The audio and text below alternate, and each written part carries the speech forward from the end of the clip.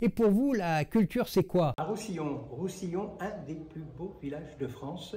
Je peux vous l'assurer, j'y suis assez régulièrement. Et nous sommes à Aucras, l'éco-musée, avec Mathieu Barrois qui s'occupe de ce bel univers depuis déjà quelques années, longtemps. Mathieu Barrois, je vous laisse présenter l'ensemble. En plus de ça, c'est assez particulier ce week-end parce que Aucras fête ses 30 ans. Voilà, 30 ans, donc joli anniversaire avec beaucoup de partage, donc on va y revenir, hein, la culture et le partage. Et en même temps, quand on a découvert le site il y a 30 ans, il y a même 31 ans, il n'y avait plus que les murs. Donc c'était une friche, il n'y avait plus rien. Mais il y avait quand même, pour nous, je commencerai par là, il y avait un producteur d'ocre, hein, qui était les ocres de France. Il y avait un artisan, Vincent Trépard, d'autres artisans. Il y avait des gens qui utilisaient l'ocre. Il y avait un village ocrier qui était au Roussillon avec son maire Jean-David. Il y avait le parc de Luberon. Donc en fin de compte, on s'est aperçu qu'il y avait plein d'éléments. Hein, donc pour un cuisinier, pour faire la cuisine, il faut des éléments. Et tous ces éléments, il manquait le cuisinier, il manquait donc avec Barbara, on a retroussé nos manches et on a proposé à la commune de Roussillon de faire le conservatoire de la couleur. Donc un lieu de transmission, un lieu de partage, un lieu comme un conservatoire de musique, de danse ou théâtre, un lieu où la transmission se fait par la pratique. Et pour nous, c'est vraiment important. C'est pour ça que j'ai commencé par l'ocrier et par les artisans, parce que ce sont eux qui sont vraiment à l'origine, vraiment moi, je suis archiviste.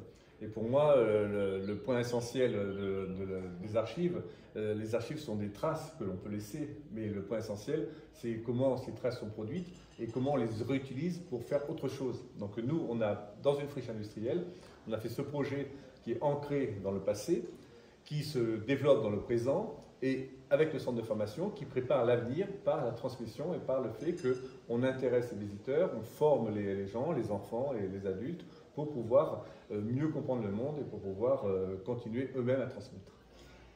Alors bien sûr, sans parler, sans prononcer le mot culture, on est en plein dans la culture et depuis déjà pas mal de temps. Et donc là, on peut dire, c'est quoi? C'est de la culture, de la tradition.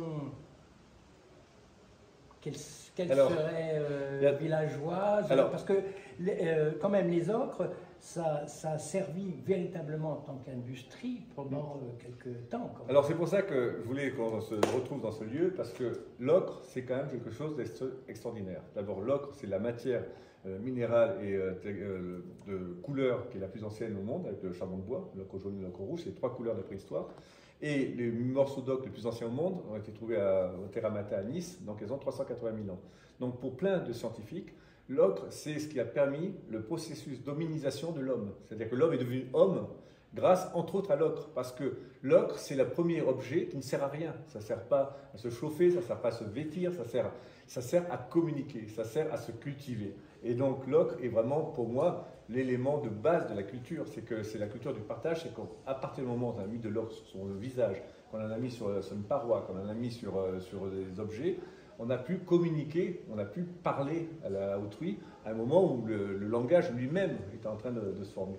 Donc c'est pour ça que c'est important. Après, tout le reste, c'est venu bien longtemps après. Hein. Donc l'industrie est venue, mais l'ocre a trois histoires. Une histoire en millions d'années, la géologie, donc on explique, une histoire en milliers d'années depuis la préhistoire, et l'histoire industrielle, qui est la plus courte, moins de 200 ans, et qui a façonné le paysage. Donc aujourd'hui, les gens viennent du monde entier voir un paysage à Roussillon, à Rustrel, et ils passent à côté parce qu'on ne leur apprend pas à voir. Hein. Donc Hélène Albertini, l'une des doyennes de Roussillon, elle dit mais c'est un peu triste, les gens ils viennent ici et ils ne regardent pas. Et ils passent, et alors on est là pour justement transmettre.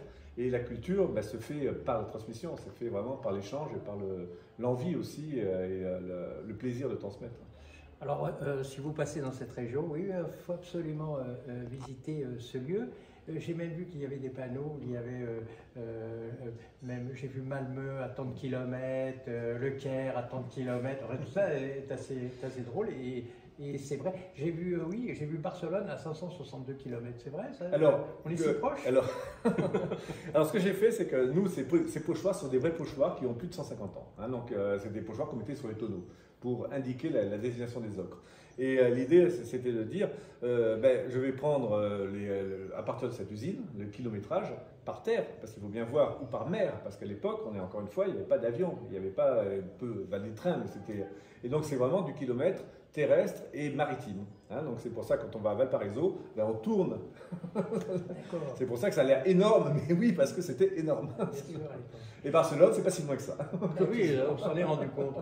Alors, cette fois, d'un point de vue personnage, et pour vous, la culture, c'est quoi? Moi, je pense que c'est vraiment le partage. C'est le partage et la joie d'être ensemble. C'est pour ça que les journées comme ici, c'est assez émouvant parce qu'on a des gens qu'on connaît depuis 30 ans, depuis des gens qui sont venus de loin. Et en même temps, c'est le partage et en même temps de savourer un moment ensemble. Et c'est pour ça que le fait de faire quelque chose ensemble, hein, parce qu'on peut se rencontrer, on peut faire, mais c'est un moment où on fait quelque chose ensemble qu'il va se passer quelque chose, il va se passer un lien, et ce lien, il peut durer. Il peut s'arrêter, mais aussi parce que les choses changent, parce que nous, en 30 ans, on a connu, on a vu des milliers de personnes, on a eu des centaines de salariés. Il y a des choses, il y a des moments où on fait des choses ensemble, où on avance ensemble, des moments où on s'éloigne, des moments où on peut se retrouver. Donc la culture, c'est vivre. Je pense que c'est la vie. Merci, Mathieu, merci beaucoup.